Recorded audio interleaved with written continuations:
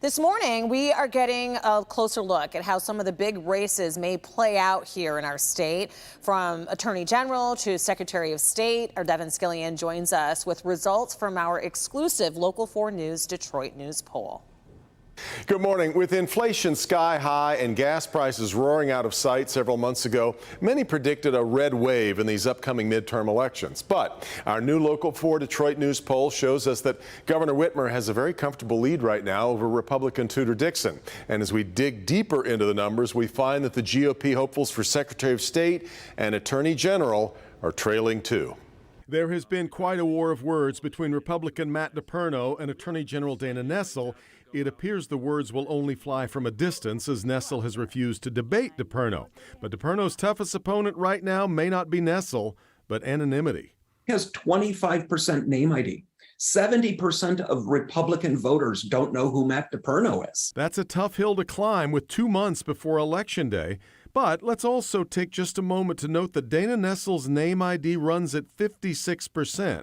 Or put another way, 43% of Michigan voters don't know who the state attorney general is. DePerno has been clear in his stance against abortion, and our polling shows that puts him at deep odds with Michigan voters. I think what we're likely to see here is the abortion issue heavily played out in the attorney general's race, as much as it's being played out in the gubernatorial race right now. And it gives you a pattern for where these numbers are likely to go. At the moment of the big 3 statewide races, DePerno's 6-point deficit is the best of the Republican candidates. Tudor Dixon trails Gretchen Whitmer by 13 points. And in the Secretary of State's race, Christina Karamo is more than 10 points behind the incumbent Jocelyn Benson. Karamo also suffers from low name recognition, and it's never easy to run against an incumbent Secretary of State. She shows up on the driver's license renewals. She shows up in mailings. You see her signs in the buildings.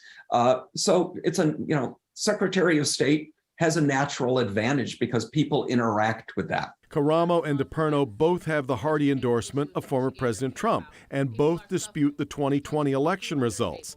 That has not amounted to much at all in the way of fundraising, and both are struggling to appeal to the middle where Michigan elections are decided. Independents, one, don't want to relitigate 2020, and independents do not support candidates that want to turn over the 2020 election and rerun it. They just flat out are not supportive.